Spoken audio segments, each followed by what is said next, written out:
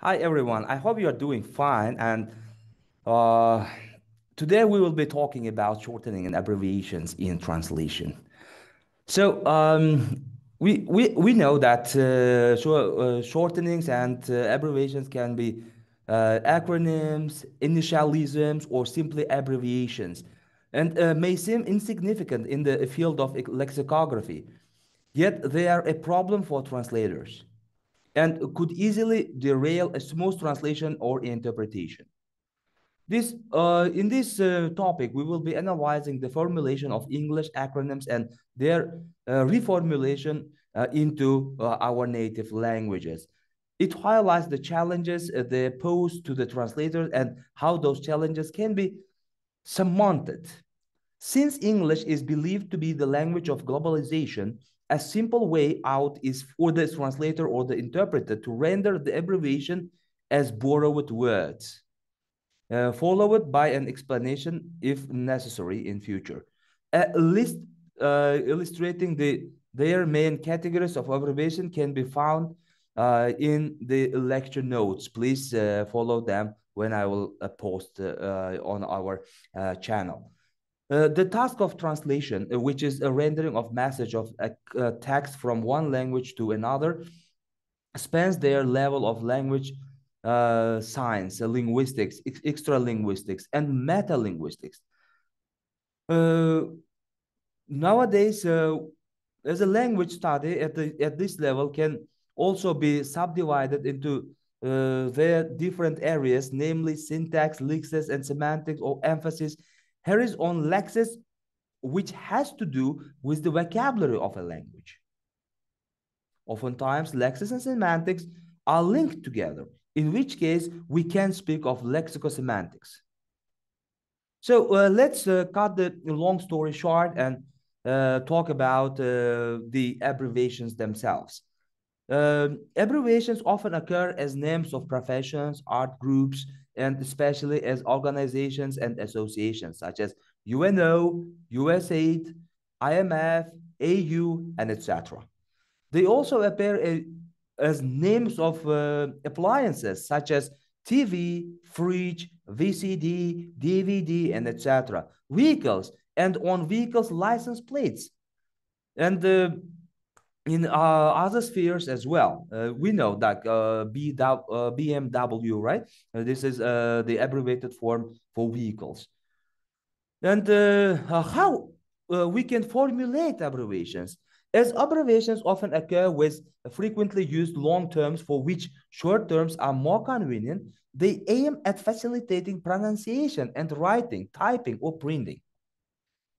This, however, does not prevent some cynics from alleging that abbreviations are used to render terms obscure.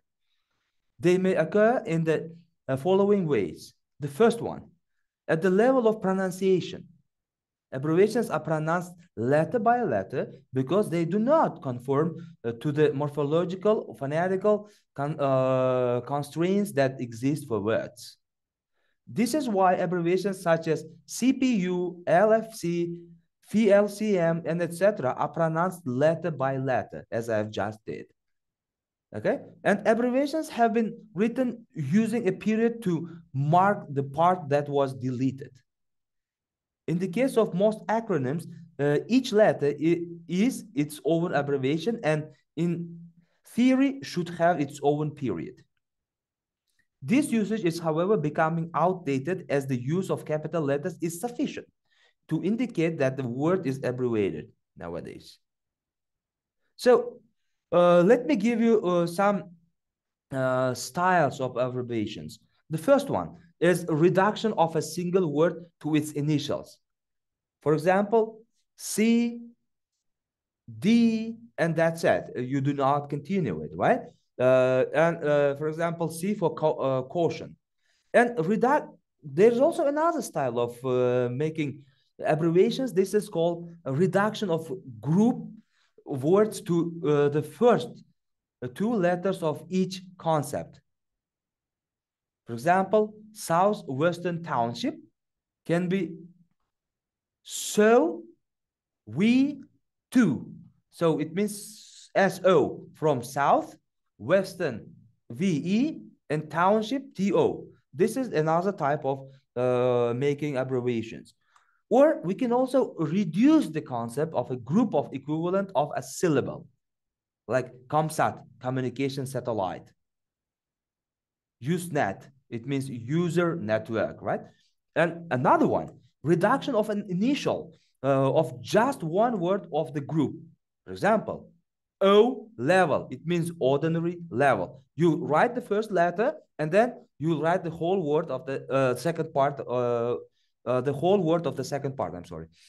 Or transcription of the abbreviations. This is also can be another form of forming abbreviations, right? MC, Masters of uh, Ceremonies, or DJ, we can say, like disc jockey.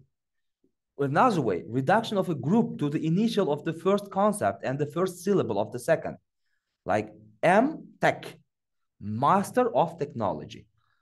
Preserving of conjunctions, for example, D and D, B and B. We know this kind of abbreviations. D and D means drunk and disorderly. B and B, bed and breakfast. Here, and conjunction is being preserved, right? Preserving the abbreviation in its original language. For example, FAO, Food and Agriculture Organization. It is written FAO in other languages as well, or FIFA, which is well known all around the world. It is the French word, like a Fédération Internationale de Football. I'm sorry for my French. And we Uzbeks and Russians also say FIFA, and it is even said FIFA in English as well. And I would like to say a few words about translating of abbreviations as well. This form of the translation could be regarded as a reformulation of abbreviations of one language to another. In most cases, the order of initials change due to differences in grammatical structure of a language involved. For example, I want to give one example from English into French, okay? U and O in French can be O and U. As most of you know, for example, NATO, NATO, in French becomes OTAN. And at times, initials may be completely replaced. For example, ISP, Internet Service Provider, and can become totally different when we are translating into Uzbek or into Russian in this case. And there are other cases as well. Please, I want to hear your ideas as well. And please make some comments and make up your videos and post them and send them to our group chats so that we can learn from each other. And it was nice meeting you one more time. I hope to see you next time, guys. See you.